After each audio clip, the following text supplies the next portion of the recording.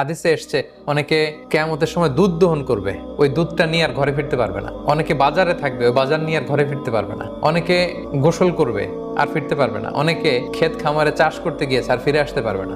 যে যেই মুহূর্তে আছে এমন সাডেনলি আকস্মিকভাবে কিয়ামতের বিভীষিকা গ্রাস করবে, আপনি কিছু বলেও যেতে পারবেন না কাউকে যে এটা সেটা। আল্লাহ বলেন যখন আসবে বলে কয়ে আসবে না, ভয়ঙ্কর ভাবে সেটা আসবে। কিয়ামতটা কেমন হবে, কিয়ামতের বিভীষিকাময় পরিস্থিতি আল্লাহ পিকচারাইজ করছেন। দেখুন আল্লাহ বলেন নফিখ ফিস সূর, সিংগায় ফুৎকার দেয়া হবে। সিংগায় ফুৎকার কয়টা আমরা বিভিন্ন আলোচনায় বলেছিলাম, মোট তিনটা, বেসিক্যালি তিনটা। একটা হচ্ছে নাফখাতুল ফাজা, দেয়ার সাথে সাথে লন্ডভন্ড সব মানুষ ভয়ে তটস্থ হবে। 2 নাম্বার হচ্ছে নাফখাতুস সাইক, ওই সিংগার ফুৎকার সব মারা যাবে, ইভেন ইসরাফিল নিজেও ফুৎকার দিয়ে মারা যাবে। এরপরে আল্লাহ তাআলা ইসরাফিলকে জীবিত করবেন, সে জীবিত হয়ে আরেকটা ফুৎকার দিবে, তখন সবাই উঠবে। তো এই ফুৎকারটা কোন ফুৎকার? 3 নাম্বার ফুৎকার, দ্য লাস্ট হুইসেল।